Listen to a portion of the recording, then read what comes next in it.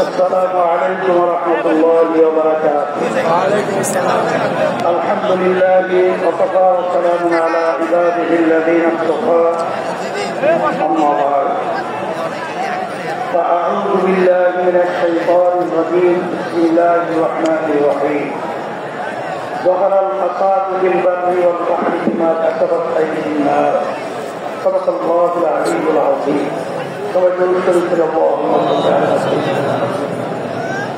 وحبيبنا ومولانا محمد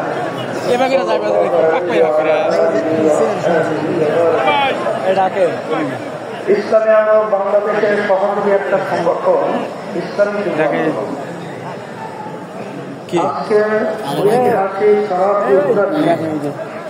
আজকের যে যুবকরা যে সম্মেলন আমাদেরকে উপহার দিয়েছে, আমি বলবো ঐতিহাসিক ময়দানের ঐতিহাসিক যুব কংগ্রেস। লক্ষাধিক যুবক উপস্থিত হয়েছে, আমি যেটা অনুমান করেছি এবং চতুর্থ আমার কাছে।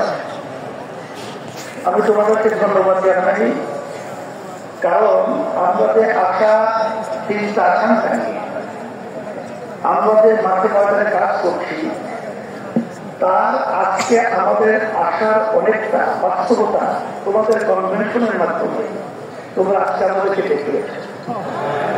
শুকরিয়া আদায় করি আল্লাহ রাব্বুল আলামিন তোমাদেরকে জাযায়ে খায়র আল্লাহ দান করুন। কথা বেশি লম্বা না করে, যেহেতু আসলের নামাজের সময় একেবারে এসে গেছে, আমি যুব কনভেনশনের মাধ্যমে আমি তোমাদের সামনে যে আয়াত শরীফ তেলাওয়াত করেছি, আয়াতের মাধ্যমে মূলত বোঝাতে চাই, আল্লাহ রাব্বুল আলামিন বলেছেন জিহাদ করো করার মতো।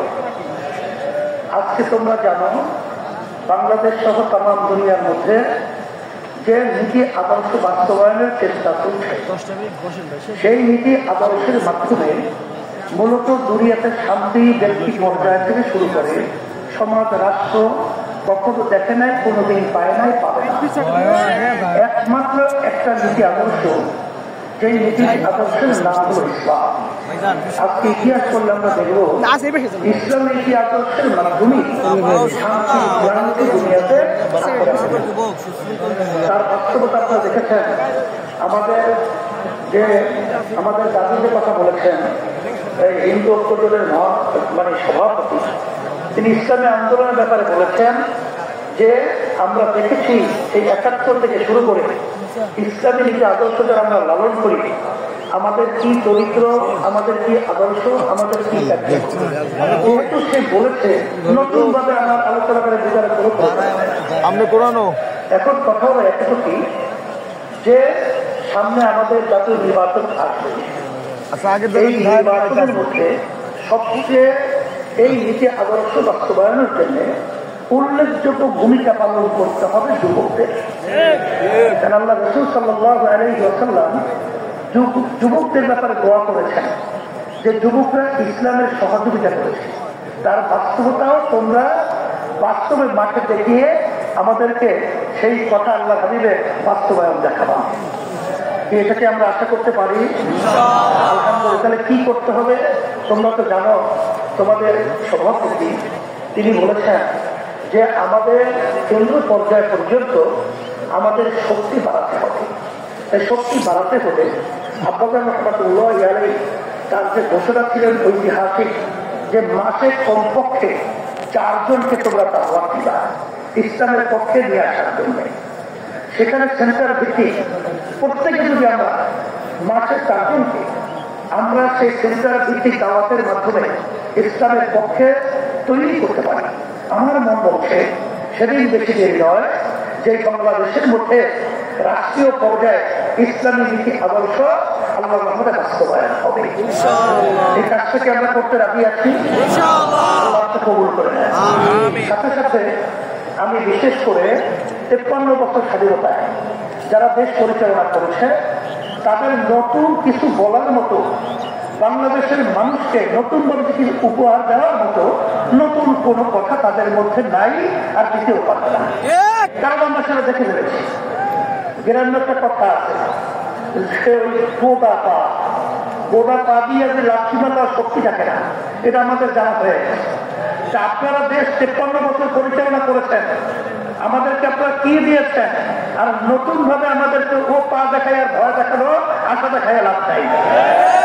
এখন পরিবর্তন করতে হবে। আর যদি এই পরিবর্তনের সুযোগ এখন 5ই আগস্টের পরে ইসলামের পক্ষে যেভাবে তৈরি হয়েছে, 53 বছর ইতিহাসে এত সুন্দর ইসলামের পক্ষে পরিবেশ তৈরি হয় না। আমি তোমাদের সামনে আয়াত শরীফ তেলাওয়াত করেছি, আল্লাহ বলেছেন জিহাদ করার মতো, এখানে আমাদের কার্যক্রম যদি করার মতো করতে পারি, আমার তোমার মধ্যে পাকের পাখি আল্লাহর জমিনে মাথা রাখতে পারে, দাঁড়াতে পারবে না, সাহস পাবে না, ওরা আল্লাহর জমিনের মধ্যে সেই মাথা নিজেই থাকতে হবে। এই খেলা তোমাদের তথ্য হবে। আমি তোমাদেরকে বলবো যে আজকে দেখছো যে কত মায়ের কোন খালি হয়ে গেল, এই মায়ের কোন খালি করার রাজনীতি বাংলার মানুষ আর দেখতে চায় না। বাংলাদেশের টাকা বিদেশে পাচার করবেন, বিদেশে বেতন করা তৈরি করবেন, এটা বাংলার জনগণ ছাত্র জনতা দেখতে চায় না। এর পরিবর্তন আমাদেরকেই করতে হবে। এই পরিবর্তনের জন্যই যদি আমার প্রয়োজন হয়, আমরা আবার ভক্ত দেব, আমরা জীবন দেব, তারপরে দেশকে সুন্দর দেশ করার জন্য রাজপথে থাকবে, থাকার জন্য কে কে রয়েছে। সাথে সাথে আমি বিশেষ করে অন্তর্বর্তীকালীন সরকারকে বলবো, আমাদের যুগ্ম মহাসচিব জাতীয় আতাউর রহমান সহ বিভিন্ন দায়িত্বশীল অবস্থাতে বলেছেন যে আপনারা কোন জনগণের ভোটে নির্বাচিত সরকার নয়, আপনার হল গণ অভ্যুত্থান, ছাত্র জনতা হাজার হাজার মায়ের কোল খালি করার বিনিময় আপনারা ক্ষমতায় এসেছেন। কিন্তু আপনাদের কার্যক্রমগুলো আমরা অনেকাংশে প্রশ্নবিদ্ধ। এটা আমাদের দুঃখ হয়। আপনাদের দুর্বলতা কোথায়, কে কি বলবে তা জানি না। যারা কি নির্বাচনের জন্য অস্থির হয়ে গেছে, পিয়ার নির্বাচন পছন্দ করছেন না, আমি বলবো এখন বাংলাদেশের মানুষ সজাগ হয়ে গেছে। আপনারা জরিপ করে দেখেন, আপনারা মনে করেন আপনারা অনেক চালগাছ হয়েছেন, আসলে আপনাদের পায়ের নিচে মাটি নেই, মাটি কিন্তু সরে গেছে। এখন এই বাংলাদেশের মধ্যে আর এই চালাবাসদেরকে, এই জায়গাকে জায়গা দখলকারীদেরকে,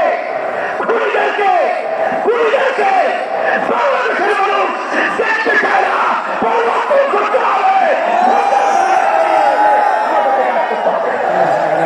এই জন্য আমি বিশেষ করে বলবো, যারা নাকি হাজার হাজার মায়ের কোল খালি করেছে, তাদেরকে আবার নির্বাচনের জন্য আহ্বান করছেন। আপনারা কি ইঙ্গিত দিচ্ছেন? এখনো মায়ের কান্না বন্ধ হয় নাই, এখনো মধ্যের পানি সেই শব্দ আমাদের কান থেকে এখনো সরে নাই। আবু তালেব হাত প্রসারিত গুলিবিদ্ধ যুক্তি আমাদেরকে লুকিয়ে ফেলেছে, এখনো আমাদের নজর থেকে এখনো সেই স্মৃতি কানে নাই। আর আপনারা তাদেরকে নির্বাচনে আহ্বান করবেন, আবার নির্বাচনে তাদেরকে নিয়ে এসে আপনারা ক্ষমতা দখল করবেন। এ ধোঁকাবাজি বাংলাদেশের জনগণ বুঝে গেছে। তাই আমরা বলবো, যারা নাকি বিভিন্ন সময় লক্ষ্য করেছি যে আপনারা সাধারণ ক্ষমা ঘোষণা করে, আবার কেউ তাদেরকে নির্বাচনে আহ্বান করে, এইসব ধোঁকাবাজি বাংলাদেশের জনগণ এখন বুঝে ফেলেছে। আপনাদের অবস্থান পরিষ্কার করতে হবে। আপনারা এই সরকারের মাধ্যমে তাদেরকে খুশি করতে চান, এটা কিন্তু বাংলাদেশের মানুষ বোঝে। আর এই পাশে আমাদের রাষ্ট্র রয়েছে, নিয়ম ছিল বন্ধুত্ব সুলভ আচরণ আমাদের সাথে করবে, কিন্তু তাদের আচরণে আমরা বন্ধুত্ব পাই নাই। তাদের দর্শকদের কি খুশি করবে এবং তাদেরকে নিয়ে আপনার ক্ষমতায় যাবেন না, এটা কখনই হবে না, আর হতে দেওয়া যাবে না। আর পিয়ার সিস্টেমের মাধ্যমেই বাংলাদেশের জাতীয় সরকার গঠন হবে। আপনারা কেন চাচ্ছেন না? আপনাদের ভয় কোথায়? আবার আপনারা এই নির্বাচন পদ্ধতির মাধ্যমে এককভাবে ক্ষমতায় গিয়ে আবার আপনারা বিভিন্ন ধরনের আমাদের উপরে সেই স্টিম রুলার জুলুমে এটা চাপিয়ে দেবে, এটা হবে না। এই জন্য পিয়ার সিস্টেম যদি নির্বাচন না হয়, ইসলামী আন্দোলন বাংলাদেশ, যুব আন্দোলন কংগ্রেস থেকে আমরা ঘোষণা করছি, আমরা পিয়ার সিস্টেমে ওই নিম্নপক্ষ বলেন উচ্চপক্ষ বলেন সব ক্ষেত্রেই পিয়ার সিস্টেমে নির্বাচন হতে হবে। প্রত্যেকটা ভোটে তাদের ভোটের অধিকার বাস্তবায়িত হবে। বাংলাদেশের জাতীয় সরকার হবে, মানে আমরা আন্দোলন করবো, আন্দোলন করবো, সংগ্রাম করবো, পিয়ার সিস্টেমে নির্বাচন